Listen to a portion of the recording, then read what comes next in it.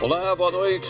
Eu sou o William Galvão e começa agora o Jornal da Justiça desta terça-feira, 19 de março. Ministro Alexandre de Moraes do Supremo retira sigilo sobre o relatório da Polícia Federal que indiciou o ex-presidente Jair Bolsonaro por fraude em cartão de vacinação da Covid-19. Este é um dos destaques de hoje e você acompanha também nesta edição. STF mantém regime fechado de condenado por furto de caminhão e carga de 8.000 garrafas de vinho. Supremo suspende cobrança de IPVA de veículos da Infraero em Alagoas. E ainda, tem entre 16 e 18 anos e não tirou o título de eleitor? O TSE traz um tutorial com o passo a passo desse processo.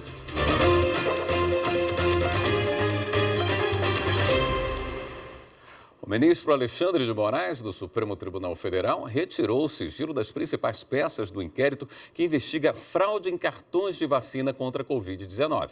Entre eles, o do ex-presidente Jair Bolsonaro. Repórter Viviane Novaes traz os detalhes. O ministro Alexandre de Moraes tomou a decisão de tirar o sigilo pouco depois da Polícia Federal concluir o relatório e pedir o indiciamento do ex-presidente Jair Bolsonaro pelos crimes de associação criminosa e inserção de dados falsos no sistema do Ministério da Saúde. O ministro afirmou que a maior parte dos procedimentos de investigação já foi realizada e que, por isso, o sigilo total do inquérito não é mais necessário. No despacho, Alexandre de Moraes escreveu: no caso dos autos, embora a necessidade de cumprimento das numerosas diligências determinadas exigisse, a princípio, a imposição de sigilo à totalidade dos autos, é certo que, diante do relatório apresentado pela autoridade policial, não há necessidade de manutenção da total restrição de publicidade. Além de Bolsonaro, 16 pessoas foram indiciadas pela Polícia Federal pela falsificação de certificados de vacinação. Entre elas, o deputado federal Gutenberg Reis de Oliveira e o tenente-coronel Mauro Cid, ex-ajudante de ordens da Presidência da República. No depoimento à PF, Mauro Cid disse que agiu a mando do ex-presidente. Este é o relatório da Polícia Federal. O texto informa que o ex-ajudante de ordens de Bolsonaro confirmou que recebeu a ordem do ex-presidente da República para fazer as inserções dos dados falsos no nome dele e da filha, que esses certificados foram impressos e entregues em mãos ao presidente. Segundo a PF, os elementos de prova coletados ao longo da presente investigação são convergentes em demonstrar que Jair Messias Bolsonaro agiu com consciência e vontade, determinando que seu chefe de ajudância de ordens intermediasse a inserção dos dados falsos de vacinação contra a Covid-19 nos sistemas do Ministério da Saúde em seu benefício e de sua filha. Agora o processo segue para o Ministério Público Federal, que vai decidir se apresenta a denúncia ou arquiva a apuração. O MPF terá 15 dias para se manifestar sobre o assunto. E o ministro Alexandre de Moraes negou o pedido de regime semiaberto a um homem que furtou um caminhão com 8.000 garrafas de vinho em Santa Catarina. Repórter Pablo Lemos tem as informações. Ao negar o pedido de habeas corpus, o ministro Alexandre de Moraes alega que não houve abuso ou ilegalidade que justificasse a atuação excepcional do STF nesse caso. A defesa questiona no Supremo uma decisão do Tribunal de Justiça de Santa Catarina. Mas Alexandre de Moraes apontou que a jurisprudência da Suprema Corte não autoriza o julgamento do caso antes do esgotamento de recursos nas instâncias anteriores. De acordo com o processo, a carga de vinho deveria ser transportada de Pinheiro Preto, em Santa Catarina, até São Paulo, capital, quando o homem e mais 5 pessoas teriam participado do furto. Em primeira instância, ele teve a pena fixada em 2 anos e 9 meses de prisão em regime fechado, por já ter sido condenado por crime de trânsito. A defesa recorreu pedindo a conversão para o semiaberto, alegando que o regime fechado é desproporcional por ter se passado mais de 5 anos da condenação definitiva pelo crime anterior. O Tribunal de Justiça de Santa Catarina já havia negado o pedido. O TJ entendeu que, embora tivessem se passado 5 anos da sentença definitiva, os efeitos da reincidência se dão a partir do cumprimento ou extinção da pena, e não do trânsito em julgado da condenação. Em sessão virtual, o plenário do Supremo referendou a liminar que suspendeu a cobrança do IPVA de veículos da Empresa Brasileira de Infraestrutura Aeroportuária, a Infraero, registrados no estado de Alagoas. O relator, ministro Nunes Marques, votou pelo referendo da liminar concedida por ele e foi seguido por unanimidade. Ele aplicou ao caso a jurisprudência da Corte de que a Infraero, empresa pública prestadora de serviço público, é beneficiária da imunidade tributária recíproca prevista na Constituição, o que impede os entes federados de criar impostos sobre patrimônio, renda ou serviços um dos outros. E os ministros do Supremo analisam a possibilidade de extinção da punibilidade sem pagamento de multa. O julgamento no plenário virtual da Corte termina na próxima sexta-feira. Repórter Marta Ferreira.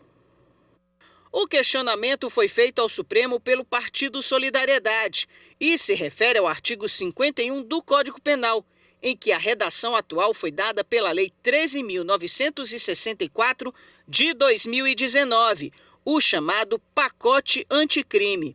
O dispositivo prevê que, após o trânsito em julgado da sentença condenatória, a multa deve ser executada perante o juiz da execução penal e considerada dívida de valor. A extinção da punibilidade é quando o Estado não pode mais continuar punindo a pessoa que cometeu um crime. Ocorre, entre outras hipóteses, com a declaração do juiz da execução penal de que a pena foi cumprida na íntegra. Para o Partido Solidariedade, a atual jurisprudência nos tribunais brasileiros condiciona a declaração de extinção do cumprimento da pena ao pagamento da multa, quando as sanções são aplicadas simultaneamente. O partido argumenta que essa interpretação do dispositivo do Código Penal viola os princípios da individualização da pena, da vedação da pena perpétua e, sobretudo, da legalidade. A questão está em análise no plenário virtual. O relator do caso é o ministro Flávio Dino, que atendeu em parte o pedido feito pelo partido. Para ele, o descumprimento da pena de multa impede a extinção da punibilidade do condenado, exceto se for comprovada a impossibilidade do pagamento, ainda que parcelado. O relator destacou ainda que, em atenção ao princípio da proporcionalidade da resposta penal, ele julga necessário assentar que a impossibilidade de pagamento da pena de multa deve ser sopesada pelo juiz da execução e, uma vez demonstrada, afastar do óbice a extinção da pena privativa de liberdade. O ministro Alexandre de Moraes acompanhou o voto de Flávio Dino. Já o ministro Cristiano Zanin abriu divergência. O prazo para os demais ministros apresentarem o voto termina na próxima sexta-feira. E o STF vai julgar diretamente no plenário da Corte a ação que discute leis sobre igualdade salarial entre gêneros. Na mesma decisão que submeteu a análise ao colegiado, o ministro Alexandre de Moraes pediu informações para embasar o julgamento do pedido. Repórter Evne Araújo. A medida adotada pelo ministro Alexandre de Moraes tem previsão na Lei das Ações Diretas de Inconstitucionalidade, que autoriza o julgamento de ADIs pelo plenário diretamente no mérito, sem prévia análise do pedido de liminar. Para o relator, o rito deve ser aplicado diante da relevância do tema para a ordem social e a segurança jurídica. Moraes também pediu informações às presidências da República, da Câmara dos Deputados e do Senado Federal para subsidiar a análise do caso. A ação foi proposta pela Confederação Nacional da Indústria e pela Confederação Nacional do Comércio, Bens, Serviços e Turismo.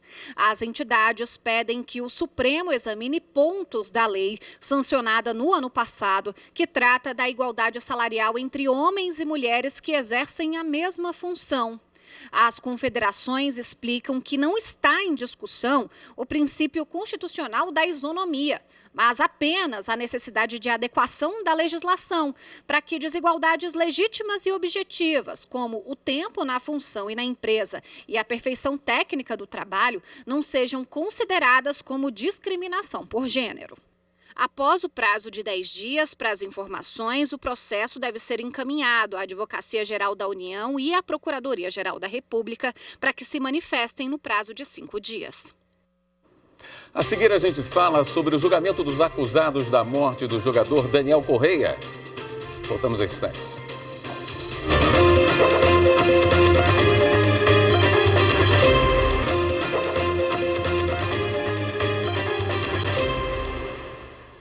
A partir da denúncia apresentada pelo Ministério Público Federal, mais 14 pessoas foram condenadas por participação nos atos antidemocráticos de 8 de janeiro de 2023. As informações com Márcio Fontinelli. Nos documentos apresentados pelo Ministério Público Federal, ficou comprovado que o grupo ajudou e participou das invasões das sedes dos 3 poderes em Brasília. O entendimento é de que, mesmo agindo em setores diferentes, os 14 réus tinham o mesmo objetivo: atentar contra o Estado de Direito. Em julgamento virtual, a maioria dos ministros do Supremo Tribunal Federal seguiu o voto do relator, ministro Alexandre de Moraes, pela aplicação de penas de prisão entre 11 e 17 anos aos acusados pelos crimes de abolição violenta do Estado Democrático de Direito, golpe de Estado, dano qualificado, deterioração de patrimônio tombado e associação criminosa armada. Outro entendimento do Ministério Público Federal, seguido pelo Supremo, foi em relação a um dos réus, que foi absolvido por unanimidade, uma vez que a participação nos crimes não foi comprovada. Pode sair ainda hoje o resultado do julgamento dos acusados de envolvimento na morte do jogador Daniel Correia Freitas. A repórter Marília Silin tem mais informações. Recomeçou na manhã desta terça-feira o julgamento dos acusados no envolvimento da morte do jogador Daniel Correia, de 24 anos. Ele foi encontrado morto e mutilado em outubro de 2018.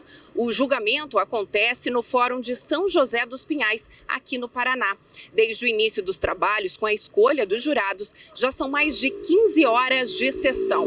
Ao todo, foram ouvidas 13 testemunhas, sendo 11 delas de defesa e 2 de acusação. Cristiane e Edson Britos já foram interrogados na segunda-feira. Hoje pela manhã, os outros 5 acusados também foram ouvidos. A Polícia Federal fez uma operação nesta terça-feira para desarticular uma rede de doleiros que prestou auxílio na lavagem de dinheiro para uma organização criminosa interestadual que fraudou alvarás judiciais da Justiça Trabalhista com utilização de certificados digitais falsos em nome de magistrados. Cristina Marques. Na ação, cerca de 40 policiais federais cumpriram 9 mandados de busca e apreensão no Rio de Janeiro, São Paulo e Santa Catarina. A soma dos valores que se pretendia sacar com os alvarás falsificados é de aproximadamente 62 milhões de reais. Os policiais apreenderam bens de alto valor para ressarcir os prejuízos aos cofres públicos. Os investigados vão responder pelos crimes de organização criminosa, lavagem de dinheiro, estelionato qualificado, falsidade ideológica e falsidade de documento público, com penas que, somadas, podem chegar a 30 anos de prisão. 53 cortadores de cana-de-açúcar em condições análogas à escravidão foram resgatados no interior de Goiás. A Operação Cana Queimada, como foi chamada, teve participação de agentes do Ministério Público do Trabalho, Ministério Público Federal e da Polícia Rodoviária Federal. Reportagem de Gustavo Toledo. Depois de trabalhar horas no corte de cana-de-açúcar, quem gostaria de voltar para um alojamento nessas condições? Sem cama para dormir, tendo como opção deitar no colchão ou direto no piso, forrado apenas por um lençol. Foi nessa situação que auditores fiscais do Ministério do Trabalho e Emprego resgataram 53 trabalhadores em condições de trabalho análogas à escravidão, nas cidades de Inhumas, Araçu e Itaberaí, no interior goiano. Esses trabalhadores viviam sem a garantia do que é mínimo em relação ao direito de um indivíduo, de um ser humano, garantido pela nossa Constituição, como ter uma alimentação, ter um alojamento adequado, especialmente se considerarmos que eram trabalhadores vindos de outros estados da Federação. Os cortadores de cana foram aliciados nos estados do Maranhão, Piauí e Bahia, com a promessa de que teriam um emprego aqui em Goiás e que a empresa pagaria todos os custos de alojamento e alimentação. Mas quando chegavam para trabalhar, a realidade era outra. Os trabalhadores eram obrigados a alugar uma moradia para apresentar comprovantes de endereço à usina, como se fossem moradores da região. Com isso, a empresa tentava burlar a lei. Além disso, as condições do trabalho no campo também eram muito precárias. Depois de identificarem tantas irregularidades, os auditores fiscais notificaram a usina para rescindir o contrato com os trabalhadores. Também foi determinado o pagamento no valor de R$ 950 mil em verbas rescisórias, além do custeio de alimentação e transporte para retorno deles às cidades de origem. Mas a empresa se recusou a cumprir as exigências e preferiu levar o caso para a Justiça. Com isso, para que os trabalhadores pudessem voltar para casa, as passagens de ônibus tiveram que ser pagas com recursos da própria União. A empresa nega as acusações. A operação foi realizada em parceria com o Ministério Público do Trabalho, Ministério Público Federal e Polícia Rodoviária Federal. Para denunciar casos como este, de trabalho análogo à escravidão, é só ligar para o Disque 100. O Tribunal Regional Federal da Primeira Região, com sede em Brasília, entendeu que a Caixa Econômica Federal deve reembolsar ao mutuário sobre diferenças pagas a mais.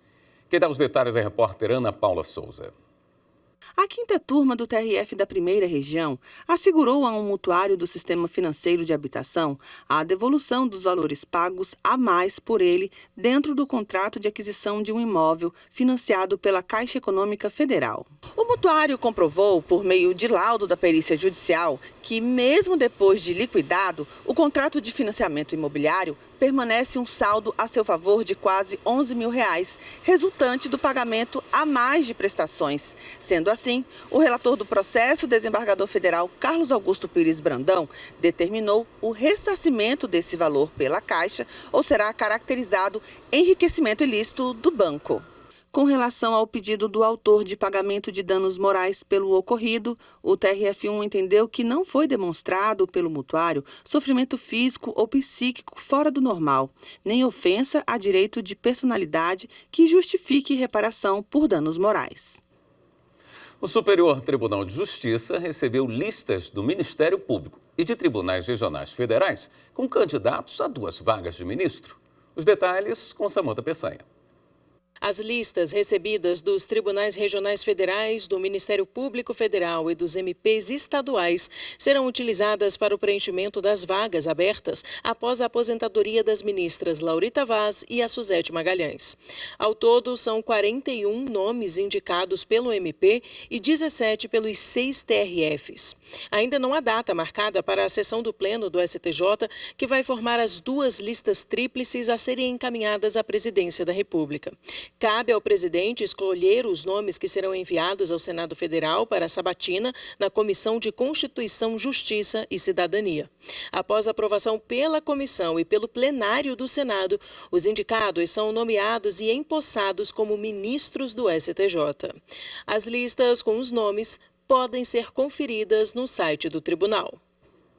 E uma novidade, agora notícias no portal do STJ passam a ter versão resumida em linguagem simples.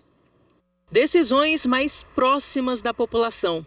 Esse é o objetivo do STJ ao resumir as notícias sobre julgamentos, colegiados ou individuais, no site do tribunal. O projeto da Secretaria de Comunicação Social da Corte funciona da seguinte forma. Um ícone logo abaixo do título da notícia permite que o cidadão escolha se quer ler a versão simplificada. Nela, o ponto principal da matéria vai ser compreendido de forma rápida e fácil. A ação está alinhada ao Pacto Nacional do Judiciário pela Linguagem Simples do Conselho Nacional de Justiça. As versões completas das matérias sobre decisões judiciais publicadas no portal do STJ vão manter o mesmo padrão atual. No próximo bloco, a Justiça Eleitoral mostra para os mais jovens como é simples tirar o título de eleitor. Até já!